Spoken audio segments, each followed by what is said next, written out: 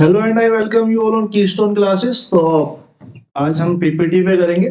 हम जो पीडीएफ पे करते थे उसमें क्या होता था, सिंगल लैंग्वेज का बैरियर हो जाता था। तो काफी सजेशंस मिले थे, तो मुझे लगा कि शिफ्ट हो जाना चाहिए, इसी वजह से हमें यहाँ पे करने में देर हो गई। ठीक है, तो हमारा जो लास्ट पेपर था वो 14 तारीख का, जो 14 तारीख की सेकेंड शिफ्ट थी, सेकेंड शिफ्ट का पेपर था। लेकिन अब हम उसका सेकेंड पार्ट करेंगे इस वाली वीडियो में। ठीक है, 2024 में इनके आंसर की आई थी 22 फेब को। पहले क्वेश्चन की तरफ को बढ़ते हैं। पहला क्वेश्चन हमारा क्या है, एक वृत्ताकार चूड़ी की परिधि और व्यास के बीच में अंतर 6 सेंटीमीटर है। The difference between the circumference and the diameter of a circular bangle, bangle यानी कि चूड़ी, is 6 centimetre. Find the radius of the bangle. मेरे को पता है चूड़ी की बात कर रहा है और रेडियस की बात कर रहा है, यानी कि चूड़ी तो गोल होती है और चूड़ी की सरकमफ्रेंस क्या होगी, जो गोले की इसकी सर्कल की सरकमफ्रेंस होगी, सर्कल वृत्त की होगी 2 पाई आर। डायमीटर को मैं क्या बोल सकता हूँ, डायमीटर होता है डी, या फिर इसको मैं लिख सकता हूँ 2r।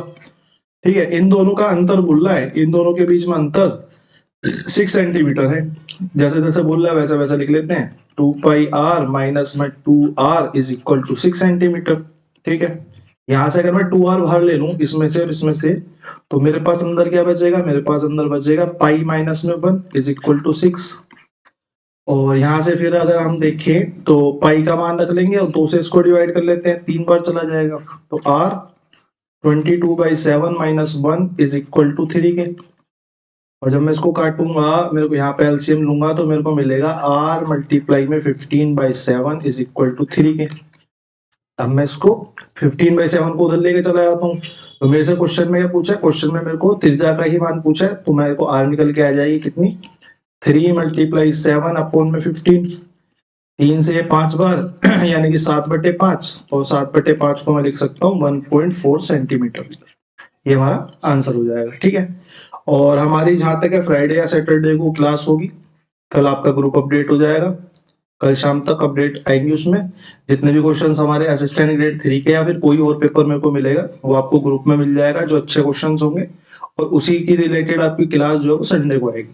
ठीक है, ये दोनों चीजें थी। नीचे आपको डिस्क्रिप्शन में आपको ग्रुप का लिंक मिल जाएगा, उसमें एक कीस्टोन क्लासेस का ग्रुप होगा, जिसमें कि मैं ये पीडीएफ जो है वो आपकी डाल दूंगा, जिससे कि आप इसको कर सकें। ठीक है, क्वेश्चन नंबर 2 की तरफ को चलते हैं। क्वेश्चन नंबर 2 क्या कह रहा है हमारा, 3 cars travelled distance in the ratio 247। 3 car जो है 247 के अनुपात में दूरी तय करती हैं। If the ratio of time of travel is 341, जो समय का जो अनुपात है वो 341 का है, तो स्पीड का रेशो बताओ। स्पीड का रेशो मेरे से पूछा है, तो मेरे को क्या पता है, मेरे को पता है कि जो डिस्टेंस होता है वो इक्वल होता है स्पीड मल्टीप्लाई टाइम के। अगर मेरे को स्पीड का रेशो चाहिए तो मेरे को स्पीड निकालनी पड़ेगी, तो मैं टाइम को नीचे ले जाऊंगा, तो स्पीड मेरी बनेगी डिस्टेंस अपॉन टाइम के। ठीक है, अब मेरे को 2 रेशो दिए हुए हैं, क्या क्या क्या दिए हुए हैं, एक तो मेरे को डिस्टेंस का रेशो दिया हुआ है, एक मेरे को टाइम का रेशो दिया हुआ है। ठीक है, तो मैं लिख लेता हूँ। डिस्टेंस का रेशो मेरे को दिया है 2, 4 और 7 का। टाइम का रेशो मेरे को दिया है 3, 4 और 1 का। ठीक है, तो मैं यहाँ से स्पीड का रेशो निकाल सकता हूँ, डिस्टेंस अपॉन में टाइम डाल देता हूँ सीधा सीधा। तो मेरे को यहाँ से क्या मिलेगा, मेरे को यहाँ से मिलेगा एक, डिस्टेंस डालूंगा 2/3 हो जाएगा, टाइम इसका 3 है। डिस्टेंस डालूंगा 4/4 डालूंगा तो 1 आ जाएगा। 7/1 को मैं 7 बोल सकता हूँ। तो यहां से मेरे को मिला, अगर मैं यहाँ पे पूरे में तीनों में 3 की मल्टीप्लाई कर दूं, उससे क्या होगा, उससे 3 जो है नीचे वाला कट हो जाएगा, तो मेरा मिलेगा 3 दूनी 6 और 3 एकम 3 और आपका एक और 7 या 21, सॉरी 3 दूनी 6 नहीं, 3 एकम 3, इरेजर इरेज। ठीक है, ये 2:3:21 हमारा यहाँ पे राइट आंसर हो जाएगा। हमने क्या करा, यहाँ पे ऊपर नीचे 3 की मल्टीप्लाई कर दी, सब में 3 की मल्टीप्लाई कर दी, जिससे कि ये 7 या 21 हो गया, ये 3 एकम 3 हो गया, और ये 3 से 3 कट के यहाँ पे 2 आ गया। तो हमारा 2:3:21 यानी कि ऑप्शन नंबर बी जो है हमारा यहाँ पे राइट आंसर हो जाएगा। ठीक है, आई होप अब सब लोगों के लिए ठीक होगा, क्योंकि काफी डिमांड आ रही थी कि इंग्लिश में भी कराओ, इंग्लिश में भी कराओ, इंग्लिश में भी क्वेश्चन दिखाओ। अब आपके बाइलिंगुअल क्वेश्चन हो गए, मेहनत लगी लेकिन मुझे लगता है वर्थ इट है। ठीक है, क्वेश्चन नंबर 3 की तरफ को चलते हैं। अपनी सामान्य गति की 3/4 गति से चलने पर एक व्यक्ति अपनी सामान्य गति से दूरी तय करने में लगे समय से 4 घंटे अधिक लेता है। 4 घंटे अधिक लेता है जब वो अपनी स्पीड को 3/4 कर देता है। तो मैं ये बोल सकता हूँ 3/4 स्पीड कर रहा है तो इनिशियली स्पीड ये होगी, और कम करने के बाद करंट में स्पीड ये होगी। तो मैं स्पीड के रेशो की बात करूं तो मेरे को स्पीड का रेशो क्या मिलता है, मेरे को स्पीड का रेशो 4:3 मिलता है। अब मेरे को पता है जो भी मेरा स्पीड का रेशो होगा टाइम का रेशो उसका उल्टा होगा। यहाँ पे 3 टाइम लगेगा तो यहाँ पे 4 टाइम लगेगा। अब इसने मेरे को बोला पहले जितनी स्पीड से आता था उससे कम करता है स्पीड को तो 4 घंटे अधिक लगते हैं, लेकिन मेरे को तो यहाँ पे टाइम के रेशो के हिसाब से दिख रहा है कि यहाँ पे 1 कम लग रहा है, यानी कि एक की वैल्यू 4 घंटे। अगर एक की वैल्यू 4 घंटे है तो इसकी वैल्यू कितनी हो जाएगी, 16 आवर्स हो जाएगी। और सॉरी टाइम की सेकेंड इरेजर ले लेते हैं। हाँ,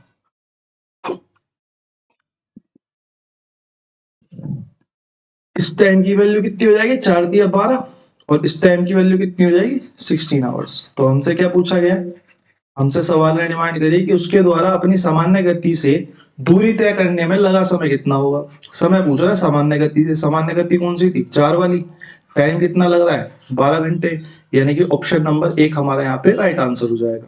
ठीक है, आई होप सब लोगों को समझ में आ गया होगा। क्वेश्चन नंबर 3 की तरफ को चलते हैं। एक ट्रेन 40 किलोमीटर प्रति घंटा की गति से यात्रा कर रही है, इसे 4/5 किलोमीटर की दूरी तय करने में कितने सेकंड लगेंगे। सिंपल सा क्वेश्चन है टाइम एंड वर्क का, तो इसको मैं उम्मीद करूंगा कि आप खुद ही सोल्व करके कमेंट सेक्शन में आंसर पिन करेंगे। ठीक है, क्वेश्चन नंबर 5 की तरफ को चलते हैं। एक आयत की परिधि का लंबाई से अनुपात 5:1 है। ठीक है, यदि आयत का परिमाप 120 सेंटीमीटर है तो आयत के परिमाप का आयत की चौड़ाई के साथ अनुपात क्या होगा। भाई मेरे को एक बात बताओ, मेरे को अनुपात ही पूछा है, अनुपात ही दिया है, तो क्या मुझे इस परिमाप पे जाने की जरूरत है, तो ये मेरे लिए सुपरफ्लुअस हो गया, इसकी मेरे को जरूरत नहीं है। ठीक है, अब मेरे को परिधि का और लंबाई का अनुपात बोला है, फिर लंबाई को मैं एल बोल देता हूं, तो परिधि क्या होगी, परिधि होगी हमारी 2l प्लस में b होगी। इनके बीच का अनुपात 5:1 है, तो मैं उसको यहां लिख लेता हूं। मैंने बोला 2l प्लस b, और l का जो रेशो है वो 5/1 है। मैंने इसको अंदर मल्टीप्लाई कर दिया और क्रॉस मल्टीप्लाई कर दिया आपस में। क्रॉस मल्टीप्लाई करा तो मेरे को मिला 2l प्लस में 2b is equal to 5l के। l उधर चला जाएगा तो यहां से आएगा 2b is equal to 3l के। तो यहां से मैं बोल सकता हूं कि l अपॉन में b जो है वो आएगा 2/3। l अपॉन में b 2/3 आ गया, यानी कि लंबाई 2 अनुपात के हिसाब से और चौड़ाई 3, जो कि टेक्निकली गलत है। ठीक है, एक्चुअल में क्वेश्चन में ये टेक्निकली गलत है, क्योंकि लंबाई हमेशा चौड़ाई से ज्यादा होगी, ये एक बेसिक फंडा है। ठीक है, आयत हो कुछ भी हो उसकी लंबाई ज्यादा होगी चौड़ाई कम होगी, अगर चौड़ाई ज्यादा है तो हम उसे लंबाई बोल देते हैं। ठीक है, अंटिल वो 3D फिगर है नहीं है, ये 2D फिगर्स में तो यही काम करता है। ठीक है, तो L हमारा कितना हो गया, L हमारा 2 हो गया, B हमारा 3 हो गया। अब मेरे से क्या पूछा है, आयत का परिमाप और आयत की चौड़ाई के बीच में अनुपात पूछा है। तो आयत का परिमाप क्या हो गया 2l प्लस b, और b के बीच में अनुपात पूछा है, निकाल देते हैं, जो जो वैल्यू है वो डाल देते हैं। l की वैल्यू कितनी है 2, b की वैल्यू 3, अनुपात में b की वैल्यू कितनी है 3। तो यहां से हमारा कितना आ गया,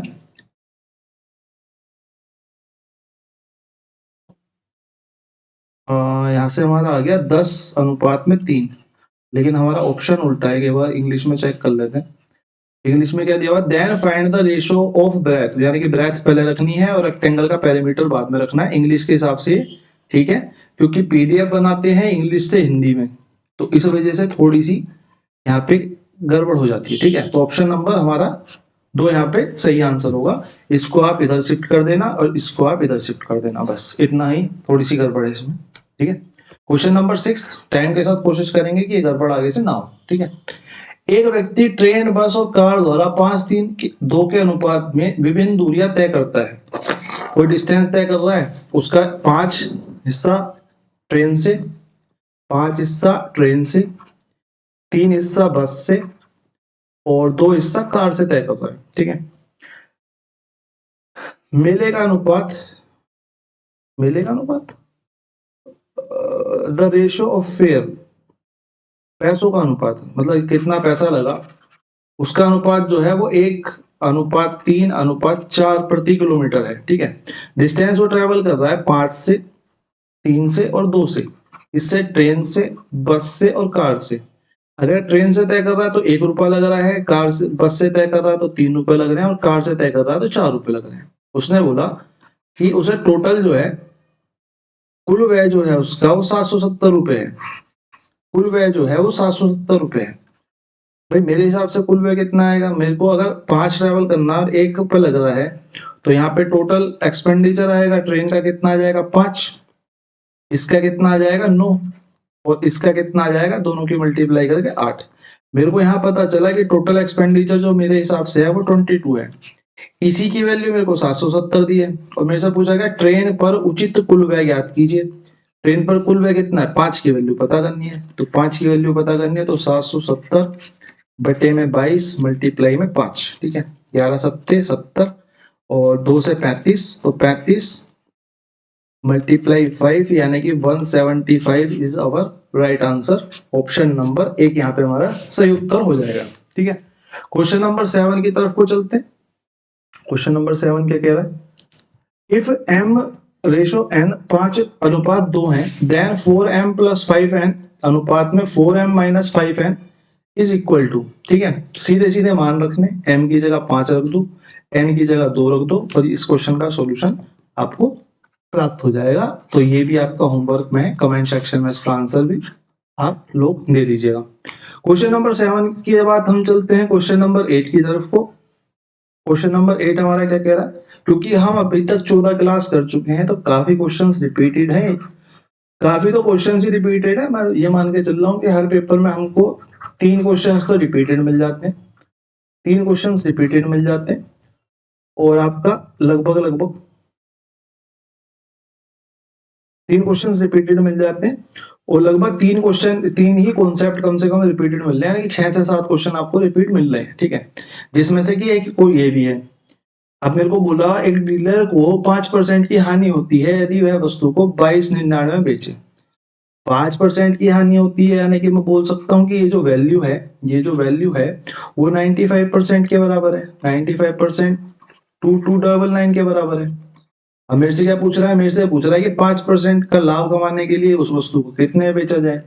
5% का लाभ यानी कि 105% चाहिए।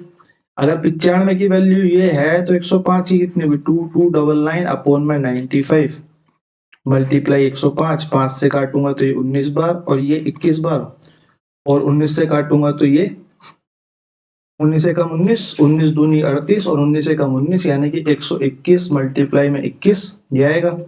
क्या इकाई का अंक एक है, एक है, एक है और ये दोनों ऑप्शन तो घट गए। अब खेलना लास्ट टाइम चल रहा है बिल्कुल, तो आप इन दोनों को भी खेल सकते हो और लास्ट टाइम नहीं चल रहा है तो 121 की मल्टीप्लाई कर लो। 21 में कितना आएगा, 121 12 दूनी 24 2420 प्लस में 121 2420 प्लस में 121 कितना आ गया हमारा 2541 हमारा यहाँ पे राइट आंसर आ गया।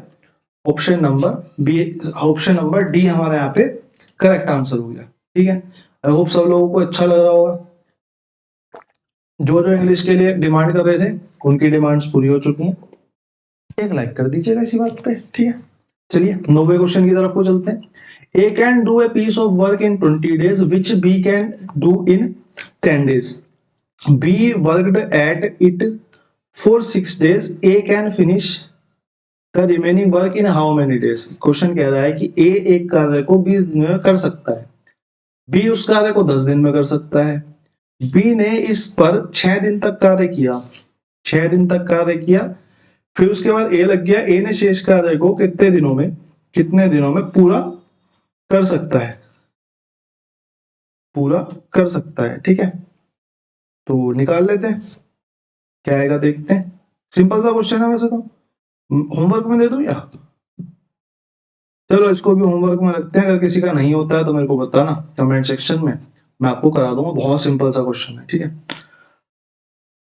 क्वेश्चन नंबर 10 की तरफ को चलते हैं। क्वेश्चन नंबर 10 हमारा क्या कह रहा है, ये अच्छा क्वेश्चन है, थोड़ा सा ठीक है, कैलकुलेटिव कह लो, अच्छा कह लो, जो कुछ कहना वो कह लो, थोड़ा सा अच्छा क्वेश्चन है। एक वर्गाकार मैदान के चारों ओर पथ की चौड़ाई 2.5 मीटर है। इस तरीके के क्वेश्चन में क्या होता है, एक हमारा मैदान है,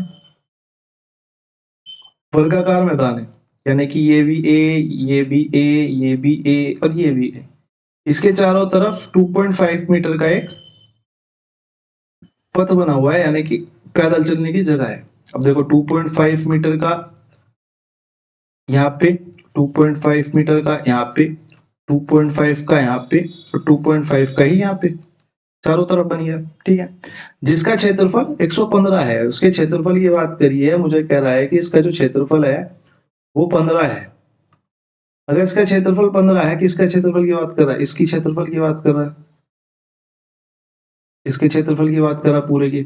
अगर इसकी बात कर रहा है तो मैं ये कह सकता हूं कि अगर मैं बड़े वाले में से, अगर मैं बड़े वाले को देखूं तो मेरे को क्या मिलता है कि बड़े वाले की जो साइड है वो a प्लस में 5 होगी, क्योंकि 2.5 a प्लस होगा, 2.5 a प्लस होगा, यहाँ से भी सेम होगी, a प्लस में 5 होगी, यहाँ से भी वही होगी, a प्लस में 5 होगी, यहाँ से भी वही होगी, a प्लस में 5 होगी, ठीक है। तो अगर मैं बड़े वाले से छोटे वाले को घटा दूं, छोटे वाले वर्ग को घटा दूं तो मेरा पथ आ जाएगा।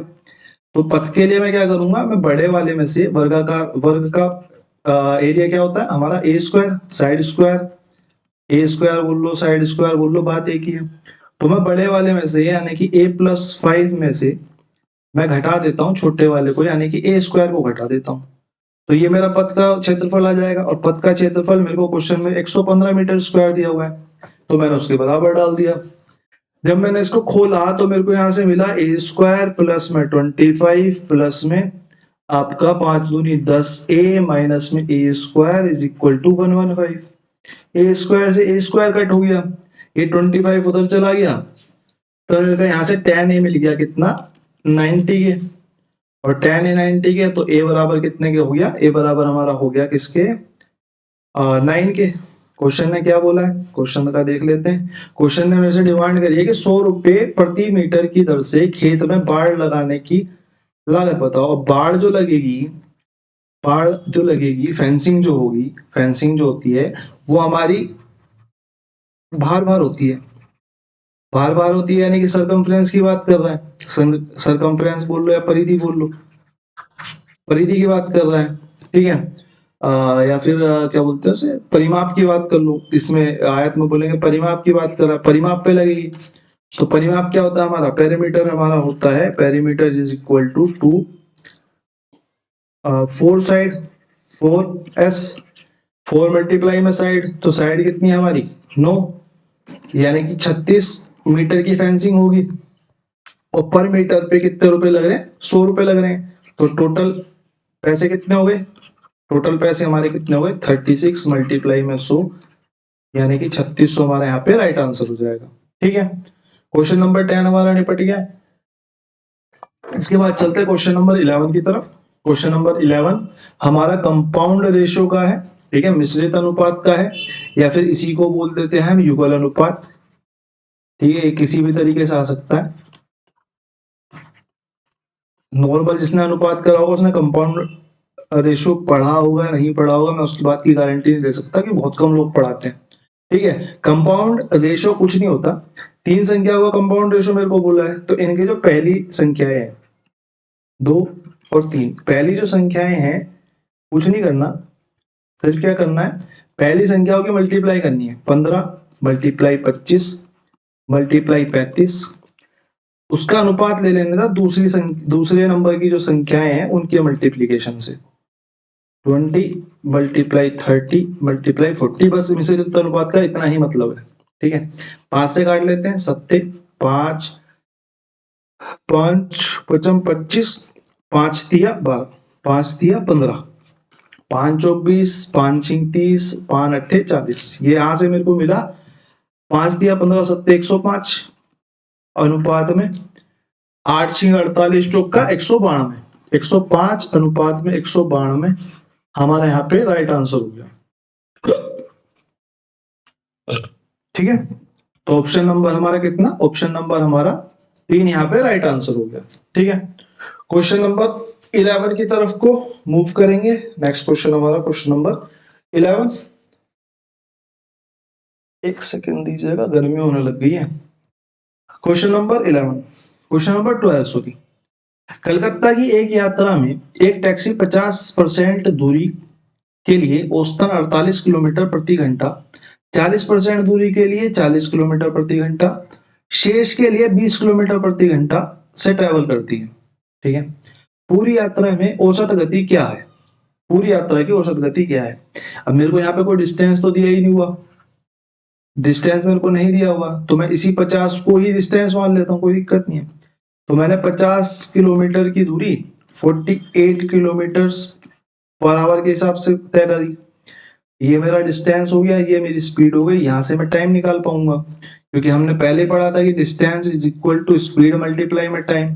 अब मेरे को यहाँ पे टाइम चाहिए, तो मैं स्पीड को उधर ले जाता हूँ नीचे, तो टाइम बराबर में डिस्टेंस अपॉन में स्पीड हो जाएगा। ठीक बात है, डिस्टेंस अपॉन में स्पीड हो जाएगा। तो उसके बाद अगर मैं देखूं तो मेरे को 50 किलोमीटर की दूरी जो है 48 किलोमीटर, क्योंकि परसेंटेज में तो मैं डायरेक्ट इसे ही मान लेता हूँ। 40 किलोमीटर की दूरी मैं लेट ही कर रहा हूं ना, तो 40 की दूरी 40 किलोमीटर पर आवर से, और शेष 20 किलोमीटर प्रति घंटे से शेष कितनी बचेगी, 5 और 4 9, 90% हो गया, तो 10 बचा। मैंने 10 को ही दूरी मान लिया, 10/20 से। ठीक है, टाइम की अगर मैं बात करूं तो टाइम कितना लगेगा, 50 अपॉन में 48, 40 अपॉन में 40 और 10 अपॉन में 20। तो ये तो मेरा सीधा 1 घंटा लग गया। ये मेरा हो गया 0.5 आवर, और ये भी लगभग लगभग 1 घंटा बन गया। ठीक है, ये भी लगभग लगभग 1 घंटा बन गया। 48, या फिर मैं लिख ही लेता हूँ, 48 से कम 48 कितना बच गया, 2। 2 तो 20 पे नहीं जाएगी माननी, फिर 0 आएगी यहाँ पे, तो 1 घंटा से हल्का सा ऊपर बनेगा। हम 1 घंटा 10 मिनट मान लेते हैं। ठीक है, ज्यादा से ज्यादा खींच के 10 मिनट नहीं, 10 मिनट भी नहीं, 1 घंटा 2 मिनट 3 मिनट का, हम इसे 1 घंटा ही मान लेते हैं। मेरे को ऐसा लगता है हम इसे 1 ही घंटा मान लेते हैं। तो 1 घंटा तो स्पीड थोड़ी ज्यादा तेज हो जाएगी, लेट कर लेते हैं, अभी देख लेते हैं एक बार। एक घंटा मान के, तो मेरे को यहाँ से पता चला 1 और 1 2, और ये 2.5 घंटे उसको लग गए, 2.5 आवर्स लग गए पूरी यात्रा को तय करने में। कितनी यात्रा तय करने में, 50 40 90, 90 और 10 100 किलोमीटर को तय करने में। ठीक है, 100 किलोमीटर को तय करने में 2.5 घंटे लग गए। तो स्पीड कितनी हो जाएगी हमारी, इसको नीचे ले जाएंगे, तो 100 किलोमीटर का तय करने में 2.5 घंटे लगे, तो पॉइंट को हटा के ऊपर 10 लिख देते हैं। 25 चौका 100, 40 किलोमीटर पर आवर हो गई स्पीड, 40 किलोमीटर पर आवर हो गई। और यहाँ पे मैंने स्पीड को थोड़ा तेज कर दिया था, तो 40 से थोड़ी सी कम होगी, थोड़ी सी कम होगी, यानी कि 39.34 किलोमीटर पर आवर हमारा यहाँ पे राइट आंसर आ जाएगा। और अगर आपको ऐसे नहीं करना है, आपको बिल्कुल एग्जैक्ट ही निकालना है, तो फिर तो उसका कोई साधन नहीं। हम एक काम करते हैं, एक बार हम इसको प्रॉपर तरीके से निकाल के भी देख लेते हैं। ठीक है, क्योंकि एक्चुअल में जो क्वेश्चन आया था, एक्चुअल में क्वेश्चन आता है वो 48 नहीं आता है, ज्यादातर 50 आता है। ठीक है, या फिर ऐसी कोई संख्या आएगी जिससे कि प्रॉपर तरीके से टाइम बन सके। इसी वाले क्वेश्चन में ये प्रॉपर टाइम नहीं बन पा रहा है। जहां तक मेरे को याद है, इस तरह के क्वेश्चंस में प्रॉपर टाइम ही बन पाता है। कैलकुलेटिव बनाने के चक्कर में उन्होंने 48 डाल दिया उसमें। ठीक है, तो मैं अगर देखूं तो मेरा यहाँ पे टाइम कितना लगेगा, तो मैं टाइम देख लेता हूँ। टाइम में देखूं तो मेरे को मिलेगा 50 अपॉन में 48, प्लस में 1 घंटा, और प्लस में कितना 1/2 आवर। ठीक है, मैं टोटल टाइम को एलसीएम लेके निकाल लेता हूँ। 48 ये 50 प्लस में 48 प्लस में 48 से 24, यहां से मेरे को टोटल टाइम निकल के आया कितना, यहां से मेरे को एक टोटल टाइम निकल के आया 50 प्लस में 49 प्लस में 24, यानी कि 8 और 4 12 का 2, एक हासिल, 4 2 6 और 1 7 और 5 12, 122 बटे में 48 घंटे। ठीक है, अब क्या था हमारा डिस्टेंस कितना, अब हमें क्या लगेगा, हमको निकालना क्या, स्पीड निकालनी है। तो speed is equal to distance upon में टाइम। डिस्टेंस कितना है मेरा, मैंने अभी देखा था 50 40 90 और 10 100 है। 100 किलोमीटर अपॉन में 122 मल्टीप्लाई में 48, किससे कट जाएगा? 2 से 63, 2 से 24 यानी कि 2400 अपॉन 3 से और कट जाएगा, 3 से और कट जाएगा तो हम एक बार इसको इरेज कर देते हैं, इसको 3 से और काट देते हैं, इसको 3 से कट जाएगा, 3 अट्ठे 24 और 3 दूनी 6 और 3 एकम 3, और कटेगा? और तो नहीं कटेगा जी, तो ये आ गया 800 बटे 21, 21 से काट लेते हैं, 21 चौक 84 होता है तो 21 दिया ही आएगा और 3 वाला एक ही ऑप्शन दिख रहा है मेरे को, तो यहां से भी आपको ये 3 वाला ऑप्शन दिख जाएगा। आपका 39.34 किलोमीटर पर आवर हमारा आंसर आ जाएगा। ठीक है, आई होप आप लोगों को समझ में आ गया होगा, ठीक से आ गया होगा। ठीक है, नहीं आएगा तो आप मेरे को एक बार दोबारा बता देना। Question number 13, height of a cylinder is 49 centimetre and radius is 21 centimetre. त्रिज्या जो आर है वो 21 है और ऊंचाई जो है, हाइट जो है वो आपकी 49 है। उसके बाद उसने बेलन का वक्र पृष्ठीय क्षेत्रफल पूछा है। मैं आपको फॉर्मूला बता देता हूँ। वक्र पृष्ठीय क्षेत्रफल हमारा बेलन का क्या होगा? बेलन, ये बेलन, ठीक है, बेलन का वक्र पृष्ठीय क्षेत्रफल क्या होगा? जो गोले गोले पे हम रस्सी घुमा सकते हैं। ठीक है, तो इसका सी एस से क्या होता है? सी एस से होता है हमारा 2 पाई आर एच। ठीक है, इसको आप खुद निकालेंगे और आप मेरे को आंसर नीचे कमेंट सेक्शन में देंगे, क्योंकि सिंपल सा क्वेश्चन है, कराने का मतलब नहीं है। होमवर्क में आपका ये क्वेश्चन हो गया। क्वेश्चन नंबर 14 पे आते हैं। एक व्यक्ति एक्स एक कार्य को 15 दिन में पूरा कर सकता है। अच्छा क्वेश्चन है, काफी अच्छा क्वेश्चन है, नोटबुक में नोट करने लायक क्वेश्चन है। ठीक है, एक व्यक्ति एक्स एक कार्य को 15 दिन में पूरा कर सकता है। एक्स और वाई की दक्षता का अनुपात जो है, एक्स और वाई की दक्षता का अनुपात जो है वो 3:2 है। ठीक है, अब इन दो लाइनों से मैं क्या निकाल सकता हूं? इनको देखते ही मेरे को क्या क्लिक होना चाहिए कि अगर x 15 दिन में कंप्लीट कर सकता है और x और y का जो वर्क रेशियो है वो 3:2 है, तो मैं अगर टाइम रेशियो की बात करूं तो 2:3 होगा। अगर x 15 दिन ले रहा है,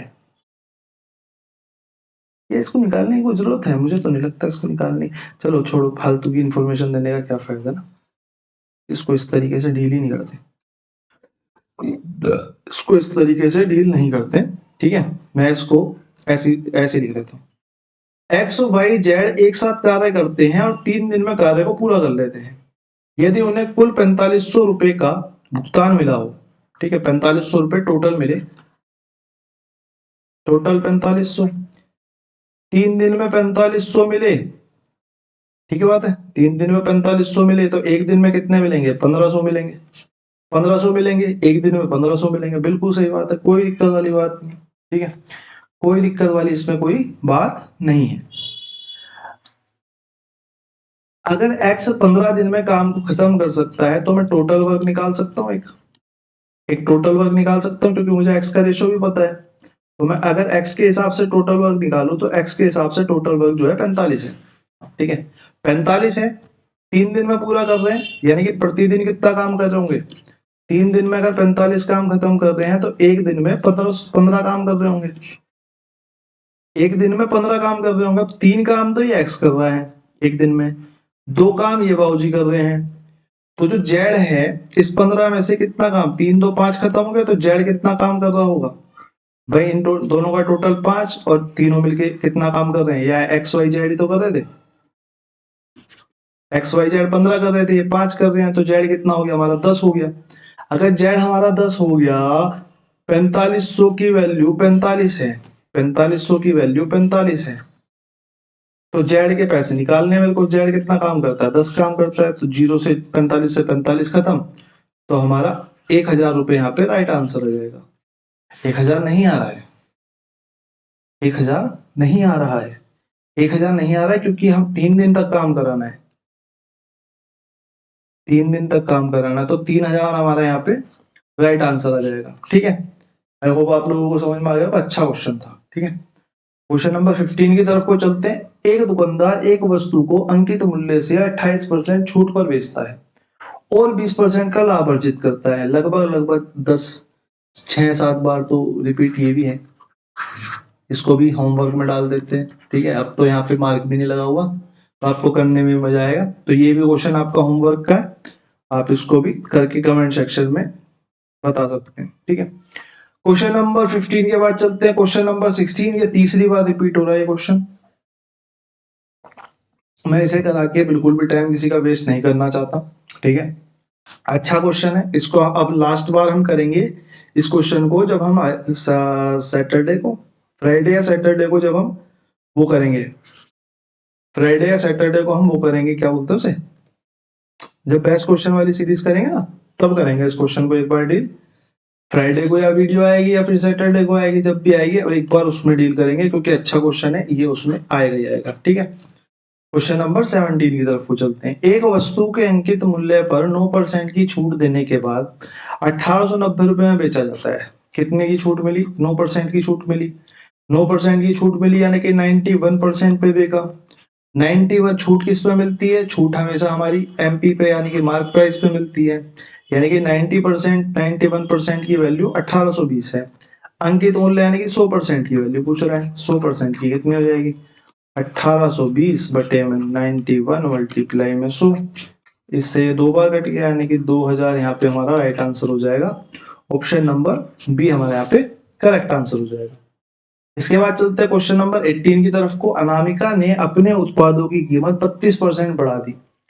उत्पादों को बिना लाभ बिना हानि पे बेचने के लिए उसे कितनी छूट देनी होगी? भाई मेरे को एक बात बताओ, क्वेश्चन को पढ़ते पढ़ते करते।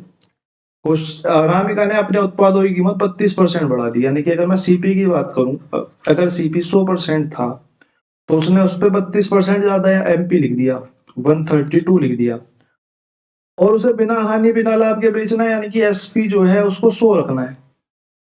एसपी उसको 100 रखना है, एसपी उसको 100 रखना है, तो कितने की छूट देनी पड़ेगी? 32 की छूट देनी पड़ेगी। और छूट मैंने पिछले क्वेश्चन में पता है किस पे जाती है? एमपी पे जाती है। तो 132 मल्टीप्लाई में परसेंटेज निकालने के लिए 100 ऊपर मल्टीप्लाई, 4 अट्ठे 32, 4 तिया 12, 4 तिया 12, तो ये कितना आ गया? 800 बटे में 33। 33 से अगर मैं इसको काटूंगा तो कितने बच जाएगा? 33 दूनी 66, 66 से कितना बच गया? 140, 140, 3 पंजे 15 नहीं जाएगा, और 3 पंजे 15 नहीं जाएगा, और 4 तिया 12, 4 पे जाएगा, 24 समथिंग आएगा। और 24 समथिंग में हमारा सिर्फ एक ही आंसर फिट होता है, 24.24% हमारा राइट आंसर हो जाएगा, ठीक है। आई होप आप लोगों को समझ में आ गया होगा क्वेश्चन। नेक्स्ट क्वेश्चन की तरफ को मूव करते हैं। 19 नंबर क्वेश्चन। 6 सेंटीमीटर त्रिज्या वाले एक ठोस गोले को पिघलाकर जब भी हम किसी भी आर्टिकल को पिघलाते हैं तो हम वहां पे उसकी वॉल्यूम की बात कर रहे होते हैं। और गोले की वॉल्यूम क्या होती है? गोले की वॉल्यूम होती है 4/3 पाई आर स्क्वायर, पाई आर की क्यूब, 4/3 पाई आर की क्यूब, ठीक है। ये गोले की हमारी वॉल्यूम होती है। 3 सेंटीमीटर ऊंचाई 2 सेंटीमीटर त्रिज्या वाले ठोस बेलन में बदल दिया जाता है। वॉल्यूम को पिघला के वॉल्यूम में बदलेंगे तो हमें बेलन की भी वॉल्यूम की बात कर रहा है, और बेलन की वॉल्यूम क्या होती है? 1/3 पाई आर स्क्वायर एच। अब बदल दिया, बड़ी चीज से छोटी छोटी कई सारी चीजें बना दी, तो मैं ये कह सकता हूं कि 4/3 गोला जो है वो पूरा पिघलाया गया, पाई आर की क्यूब, और छोटे छोटे निरे सारे बेलनों में बदल दिया गया, 1/3 पाई आर स्क्वायर एच। और मैं मान लेता हूं कि बेलन जो जितने बने उनकी वैल्यू एक्स है, तो मुझे ये एक्स फाइंड करना है। कितने सिलेंडर? एक्स सिलेंडर, मुझे नहीं पता कितने सिलेंडर। एक्स की वैल्यू फाइंड करनी है, तो मैं यहाँ से पाई काट देता हूँ, 3 से 3 को काट देता हूँ, 4 उधर ही रहने देता हूँ। आर की क्यूब है, आर कितनी है गोले की? 6 सेंटीमीटर है, तो ये कितना हो गया? 4 × 6 × 6 × 6 इज इक्वल टू आर कितनी है? 3 सेंटीमीटर ऊंचाई 2 सेंटीमीटर त्रिज्या, यानी कि 2 × 2 × 3, 3 दूनी 6, 6 से 6 खत्म, और 2 से 1 ये 2 बार खत्म, 6 × 36 दूनी 72। हाँ, 6 × 36 दूनी 72, ठीक है, 6 × 36 दूनी 72 ही तो होगा। क्या मैंने ऑप्शन कुछ गड़बड़ कर दिए? 3 सेंटीमीटर और radius 2 centimetre, 1/3 pi R square H. ठीक है, मैं एक बार एक सेकंड देना मेरे को, मैं एक बार पेपर में चेक कर लेता हूँ, मैंने ऑप्शन शायद गलत लिख दिए इसमें ना।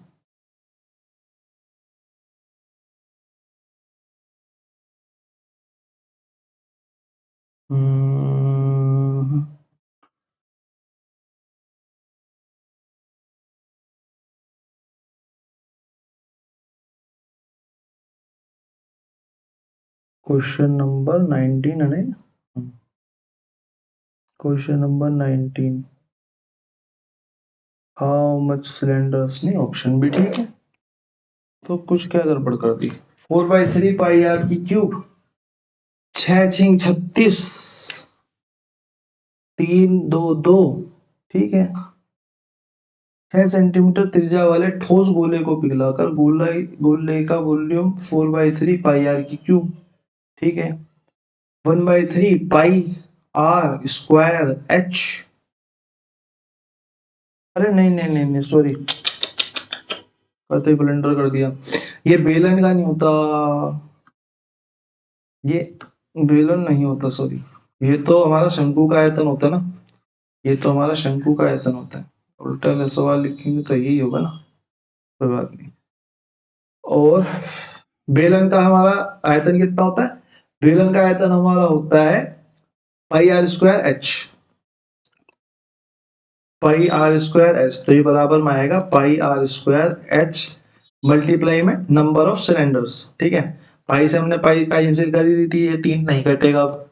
अगर ये 3 नहीं कटेगा तो इसको भी इरेज करके दोबारा से लिख देते हैं, इसको भी इरेज करके दोबारा से लिख देते हैं, ठीक है। तो 4/3 पाई आर की cube is equal to R square H multiply में एक्स, ठीक है।